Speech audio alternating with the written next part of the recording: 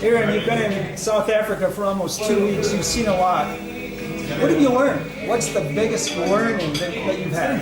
I think as a teacher, I've taught 8th grade geography for the last 4 or 5 years.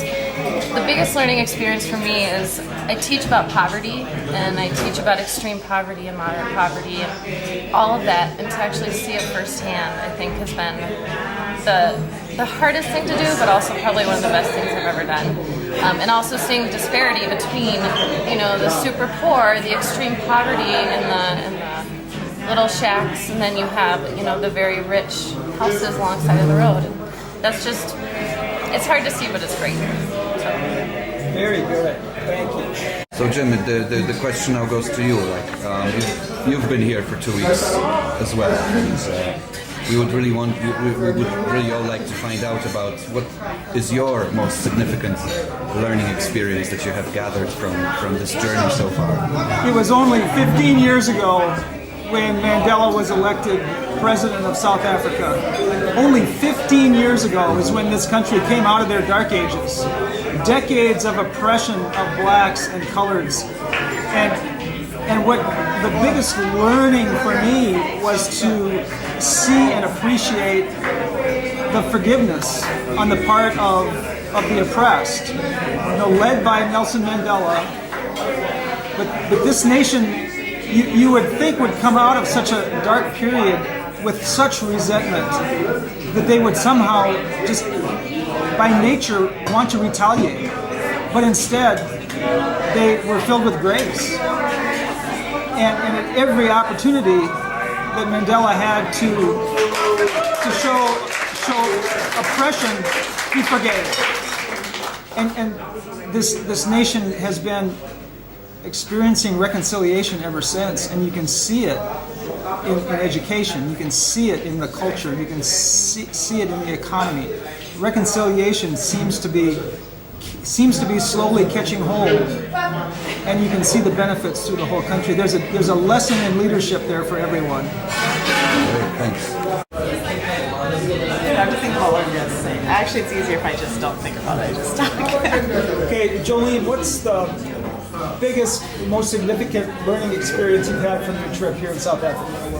Well, I think first of all, I've realized that we've learned things being here that we never ever would have been able to learn from a textbook or in a classroom.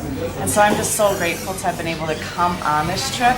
I think more than anything, coming to South Africa specifically and seeing the effects of apartheid that still linger, it's a legacy that's going to take decades to completely undo in some ways, has helped me understand the big picture of global apartheid and how systems of oppression and disadvantage continue to affect our world, and that's a legacy that we're going to have to live with. And I think as leaders, we need to just confront some of the realities of what's going on in our world today. And I think we take a lot of lessons from what's going on in South Africa.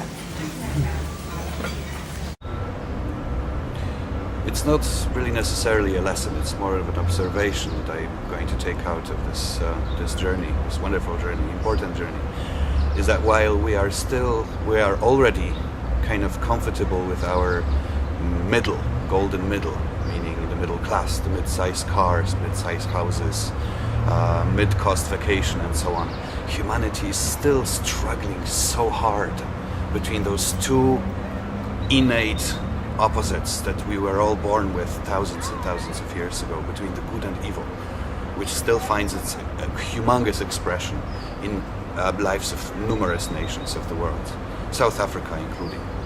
South Africa is still struggling between white and black, between extreme wealth and extreme poverty, between extreme activism and extreme inertia, between reconciliation and harm, between apartheid and Ubuntu, and even between the Atlantic and the Indian Oceans.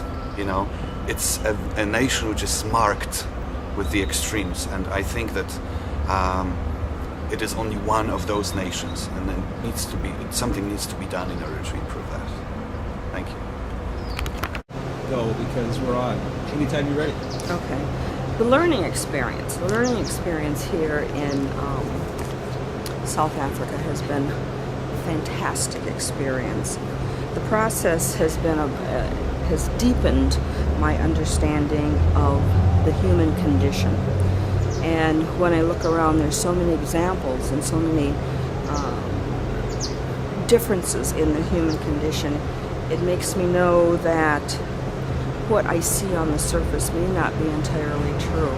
We see a lot of people in poverty, but we don't know what their spirit is saying.